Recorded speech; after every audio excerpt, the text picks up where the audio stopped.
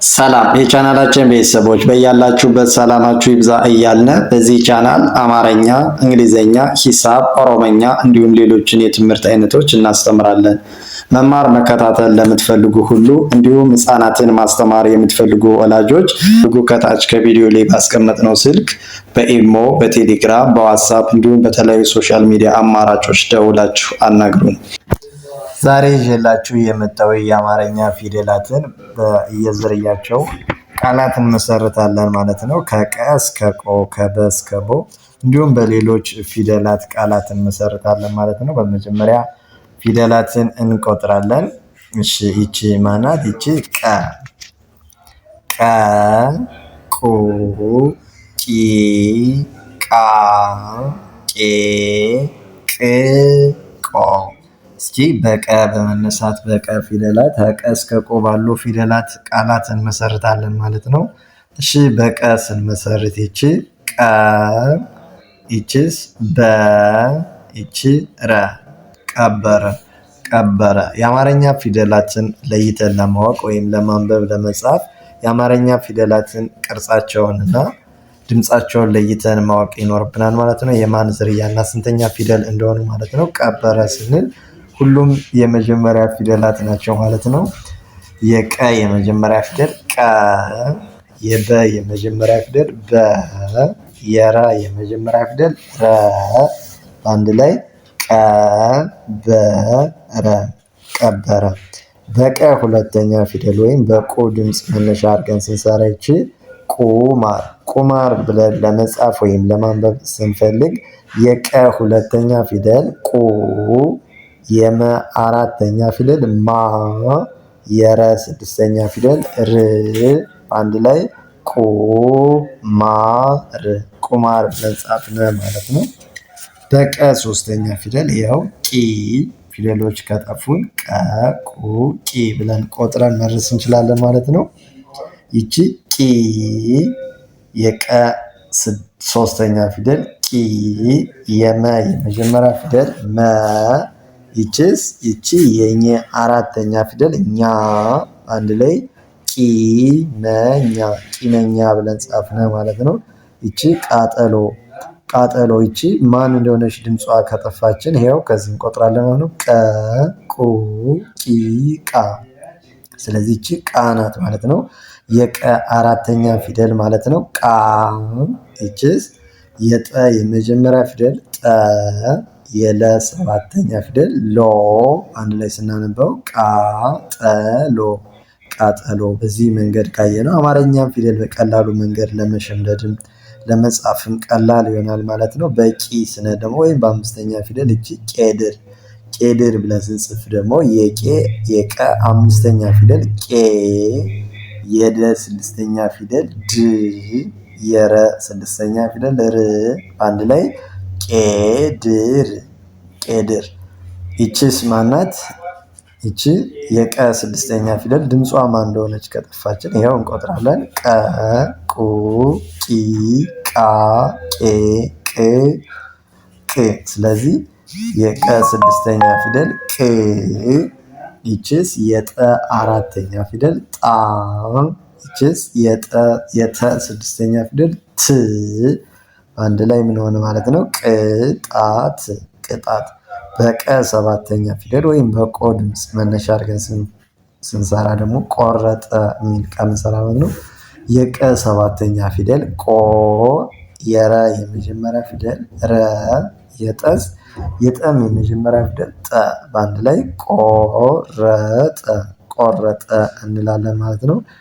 ከበበ ቤተሰብ ስንሰራ ደግሞ ስንቆጥራቸው በ፣ ቡ፣ ቢ፣ ባ፣ ቤ፣ ብ፣ ቦ። እሺ በበ ስንሰራ በቀለ፣ በቀለ። ሁሉም የመጀመሪያ ድምፅ ናቸው ማለት ነው። የበ የመጀመሪያ በ፣ የቀ የመጀመሪያ ቀ፣ የለ የመጀመሪያ ለ፣ አንድ ላይ በቀለ፣ በቀለ። በበ ሁለተኛ ፊደል በቡ ስንሰራ ደግሞ ይቺ ቡና፣ ቡና ብለን ስንጽፍ የበ ሁለተኛ ፊደል ቡ፣ የነስ የነ ደግሞ አራተኛ ፊደል ና፣ በአንድ ላይ ቡና፣ ቡና። እሺ በበ ሶስተኛ ፊደል ይቺ ቢሮ ይቺ ድምጿ ከጠፋችን ይኸው በቡ ቢ ብለን ቆጥረን እንደርስበታለን ማለት ነው። ቢሮ ስንል የበ ሶስተኛ ፊደል ቢ የረ ስድስተኛ ፊደል ሮ አንድ ላይ ቢሮ ቢሮ። ይችስ ባንክ ባንክ ብለን ስንጽፍ ደግሞ የበ አራተኛ ፊደል ማለት ነው። የበ አራተኛ ፊደል ባ የነ ስድስተኛ ፊደል ን የከ ስድስተኛ ፊደል ክ አንድ ላይ ባንክ ባንክ።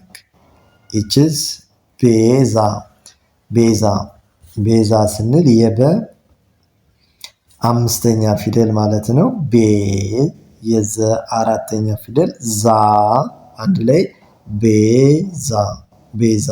ይችስ ማናት? እስኪ ድምጿ ይቺ ከጠፋችን ብቃት ይላል። ይኸው በ ቡ ቢ ባ ቤ ብ ይኸው ብ ማለት ነው። የበ ስድስተኛ ፊደል ብቃት ስንል የበ ስድስተኛ ፊደል ብ የቀ አራተኛ ፊደል ቃ የተ ስድስተኛ ፊደል ት አንድ ላይ ብቃት ብቃት። እሺ በበ ሰባተኛ ፊደል ወይም በቦ ስንሰራ ደግሞ ይቺ ቦርሳ የበ ሰባተኛ ፊደል ቦ የረ ስድስተኛ ፊደል ር የሰ አራተኛ ፊደል ሳ አንድ ላይ ቦርሳ ቦርሳ። ከዚህ ስንመጣ ይቺ ተ በተ ዝርያ ወይም በተ ቤተሰብ ማለት ነው። ስንቆጥራቸው ከተ እስከ ተ ቶ ተ ቱ ቲ ታ ቴ ት ቶ። እሺ በተ ድምፅ ስንሰራ ይቺ ተመነ ተመነ ስል የሁሉም የመጀመሪያ ፊደል ናቸው ማለት ነው። ሶስቱም የተ የመጀመሪያ ማለት ነው። ተ የመ የመጀመሪያ መ የነ የመጀመሪያ ነ አንድ ላይ ተመነ ተመነ። ከዚህ በተ ሁለተኛ ስንሰራ ቱታ ቱታ ስንል የተ ሁለተኛ ፊደል ቱ የተ አራተኛ ፊደል ታ አንድ ላይ ቱታ ቱታ። ከዚህ ስንመጣስ የተ ሶስተኛ ፊደል ቲክቶክ ይላል። ቲክቶክ ብለን ስንጽፍ የተ ሶስተኛ ቲ የከ ስድስተኛ ክ የተ ሰባተኛ ቶ የከ ስድስተኛ ክ አንድ ላይ ቲ ክ ቶክ ቲክቶክ። ይቺስ ማናት? ታሪክ ይላል። ይቺ ፊደል ድምጿ ማን እንደሆነች ብትጠፋን እዚህ እንቆጥራለን ማለት ነው። ይኸው ተ ቱ ቲ ታ ታ መሆኗን እናውቃለን ማለት ነው። ይቺ የተ አራተኛ ታ ይቺ የረ ሶስተኛ ሪ የከ ስድስተኛ ክ አንድ ላይ ታሪክ ታሪክ ብላችሁ ጽፋላችሁ ማለት ነው። ከዚህ ስንመጣ ቴክስት ቴክስት ስንል የተ አምስተኛ ቴ የከ ስድስተኛ ክ የሰ ስድስተኛ ስ የተ ስድስተኛ ስ አንድ ላይ ቴክስት ቴክስት። እሺ ከዚህ ስንመጣ ትርጉም ትርጉም ስንል ደግሞ የተ ስድስተኛ ት የረ ስድስተኛ ር የገ ሁለተኛ ጉ የመ ስድስተኛ ም በአንድ ላይ ትርጉም ትርጉም። ከዚህ ስንመጣ ደግሞ የተ ሰባተኛ ወይም ቶ ቶማስ ቶማስ ብለን ስንጽፍ የተ ሰባተኛ ቶ የመ አራተኛ ማ የሰ ስድስተኛ ስ አንድ ላይ ቶማስ ቶማስ። ሽ ከዚህ ስንመጣ ደግሞ በገ በጠ እንዲሁም ሁሉም በፀ ማለት ነው። እሺ ስንቆጥራቸው ገ ጉ ጊ ጋ ጌ ግ ጎ። እሺ የገን የመጀመሪያ ፊደል ስንሰራ ይቺ ገጠር ገጠር ስንል ሁሉም የገ የመጀመሪያ ፊደል ገ የጠ የመጀመሪያ ፊደል ጠ የረ ስድስተኛ ፊደል ር አንድ ላይ ገጠር ገጠር። አማርኛን በቀላል መንገድ ድምጻቸውን ሆነ ስንተኛ ፊደል እንደሆኑ ለመለየት ለማንበብ ለመጻፍ ባጭሩ ይረዳናል ማለት ነው። አማርኛን በቀላሉ መንገድ የምናውቅበት መንገድ ነው ማለት ነው። ድምጻቸውን ነጣጥለን ካየነው ከዚህ ስንመጣ ጉዳት የሚለውን ድምጽ ነጣጥለን ስናወጣው የገ ሁለተኛ ፊደል ጉ፣ የደ አራተኛ ፊደል ዳ። ከዚህ ስንመጣ በገ ዝርያ ስንሰራ ደግሞ ስንቆጥራቸው ገ፣ ጉ፣ ጊ፣ ጋ፣ ጌ፣ ግ፣ ጎ። እሺ በገ ስንሰራ ገጠር ብለን ስንጽፍ የገ የመጀመሪያ ፊደል ገ፣ የጠ የመጀመሪያ ፊደል ጠ፣ የረ ስድስተኛ ር አንድ ላይ ምን ሆነ ማለት ነው? ገጠር። የአማርኛን በቀላል መንገድ ለመጻፍ ወይም ለማንበብ ድምጻቸውን ለይተን ማወቅ ይኖርብናል። ለዚህ ስንመጣ በገ ሁለተኛ ፊደል ስንሰራ ጉዳይ ብለን ስንጽፍ ደግሞ የገ ሁለተኛ ፊደል ጉ፣ የደ አራተኛ ፊደል ዳ፣ የየ ስድስተኛ ፊደል ይ በአንድ ላይ ጉዳይ። እሺስ ጊዜ ስንል ደግሞ የገ ሶስተኛ ፊደል ጊ፣ የዘ አምስተኛ ፊደል ዜ አንድ ላይ ጊዜ። በገ አራተኛ ፊደል ስንሰራ ይቺ ጋዜጣ ብለን ለመጻፍ ስንፈልግ ወይም የገ አራተኛ ፊደል ጋ፣ የዘ አምስተኛ ፊደል ዜ፣ የጠ አራተኛ ፊደል ጣ አንድ ላይ ጋዜጣ። እዚህ ስንመጣ ጌታዬ የገ አምስተኛ ፊደል ማለት ነው። ጌታዬ የገ አምስተኛ ፊደል ጌ፣ የተ አራተኛ ፊደል ታ፣ የየ የመጀመሪያ ፊደል የ አንድ ላይ ጌታዬ። እዚህ ስንመጣ ይቺ ግዛት ብለን ለመጻፍ ስንፈልግ የገ ስድስተኛ ፊደል ግ፣ የዘ አራተኛ ፊደል ዛ፣ የተ ስድስተኛ ፊደል ት አንድ ላይ ግዛት። እዚህ ስንመጣ በገ ሰባተኛ ፊደል ስንሰራ ጎርፍ ብለን ስንጽፍ የገ ሰባተኛ ፊደል ጎ፣ የረ ስድስተኛ ፊደል ር፣ የፈ ስድስተኛ ፊደል ፍ አንድ ላይ ጎርፍ።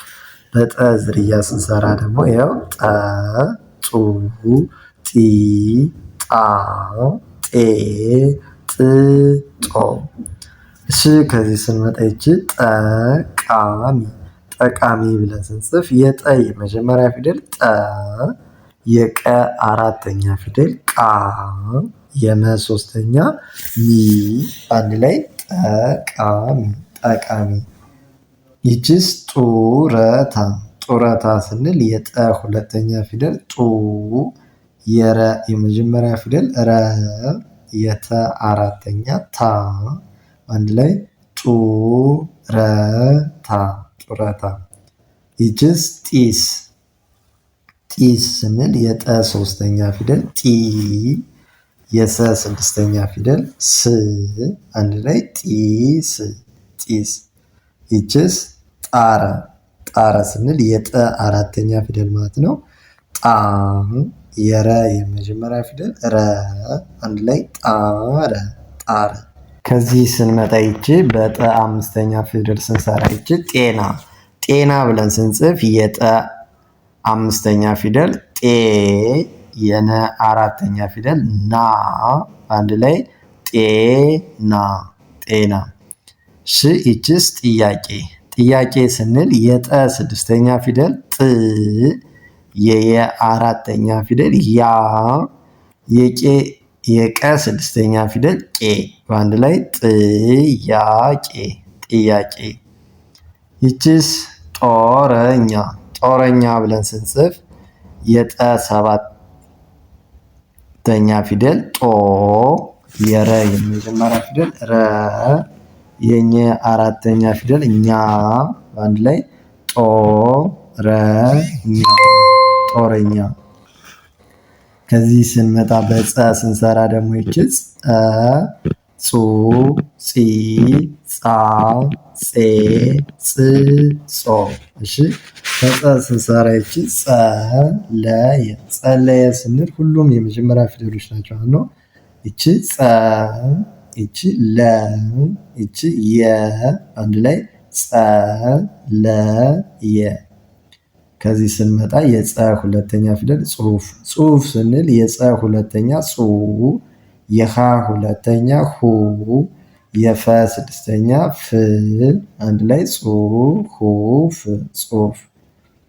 ይቺስ ጽዮን ጽዮን ብለን ስንጽፍ የጸ ሶስተኛ ፊደል ጺ የወ የመጀመሪያ ወ የነ ስድስተኛ ን አንድ ላይ ጽወን ጽዮን።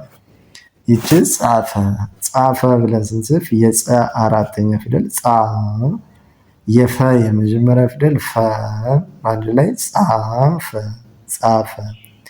ይቺስ አጼ አጼ ብለን ስንጽፍ የአ የመጀመሪያ ፊደል አ የጠ አምስተኛ ፊደል ጤ አንድ ላይ አጤ አጼ። ይቺስ ጽናት ጽናት ብለን ስንጽፍ የጸ ስድስተኛ ፊደል ጽ የነ አራተኛ ፊደል ና የተ ስድስተኛ ፊደል ት አንድ ላይ ጽናት ጽናት። በጸ ሰባተኛ ስንሰራ ይቺ ጾ ጾታ ብለን ስንጽፍ የጸ ሰባተኛ ጾ የተ አራተኛ ታ አንድ ላይ ጾታ ጾታ ብለን እንጽፋለን ማለት ነው።